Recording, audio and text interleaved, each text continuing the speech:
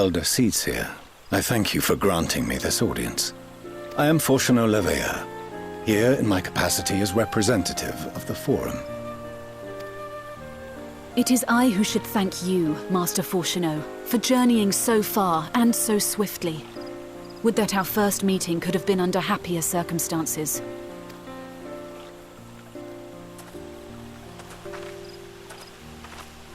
It has been too long, Father. You look well. As do you both. Ameliance will be glad to hear that you are taking care of yourselves. How is Mother? She misses you terribly, of course, but is otherwise a picture of health.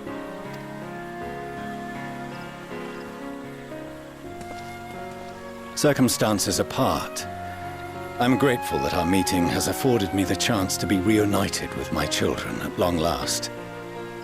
And I believe I also owe you thanks for the hospitality you showed my father, Louisoix, during his sojourn in Eorzea.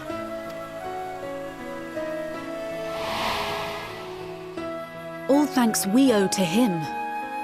In the days prior to the 7th Umbral Calamity, it was your father's tireless efforts which granted us a means to vanquish the Primals. Were it not for him, our strength would have been quite spent by the time the Empire arrived. That Gridania still stands is in large part his achievement. He was a great man.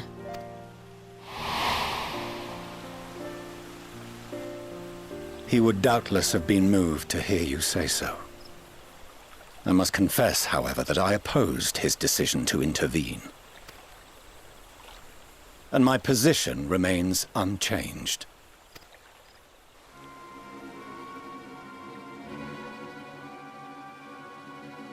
To chart the course of history, not to change it.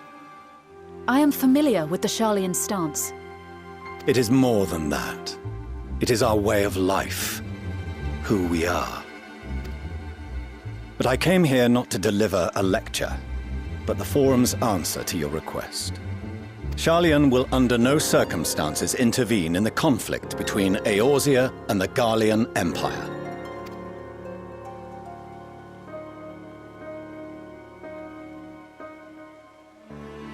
May I ask for what reason the Forum has come to this decision?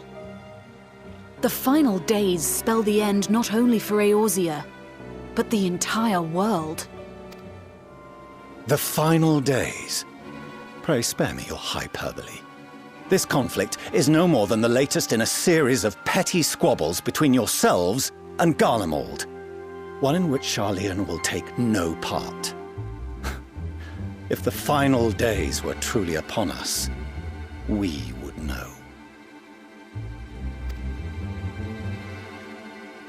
Father, you must ask the Forum to reconsider.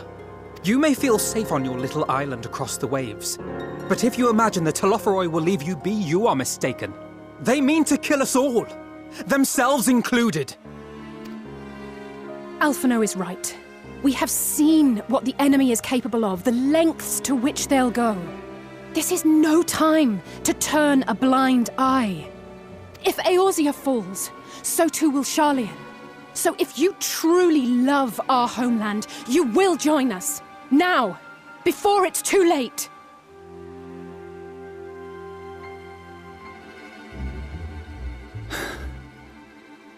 I thought you knew better than to raise your voice to your elders. It seems I was wrong. Wrong to ever let you leave, Sharlayan. I consoled myself that your time abroad would instill in you some hint of restraint, of discipline. But I see now that Eorzea has made fools of you both. Have you forgotten why it was that I so vehemently opposed your grandfather's departure? For all his wisdom, his only solution was to go to war. Death, devastation, ruin. Even those who claim victory are scarred for life. What prize could ever justify such sacrifice? It is the duty of the learned to avert such tragedy. By fanning the flames of war, you forsake all you once held dear.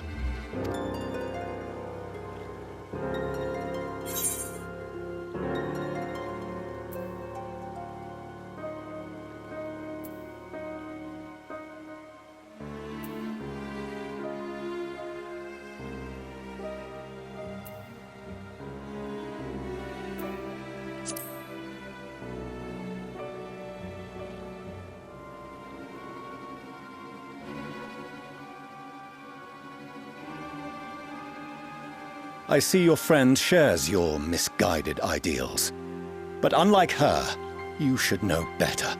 By espousing such barbaric notions, you subvert the teachings of Sharlayan and place all we have worked for in jeopardy. Alphino, Alizé, as of this moment, you shall no longer bear the name of Leveilleur. What? Father! How you choose to live your lives is no longer my concern. If you wish to walk the path of ruin, I will not stand in your way. Master Fourcheneau, while Sharlayan may have no intention of intervening in this conflict, we can still part as friends. Will you not stay and speak with us, that we might learn of Sharlayan's hopes for the morrow? I have said what I came here to say. Any further discussion would be meaningless.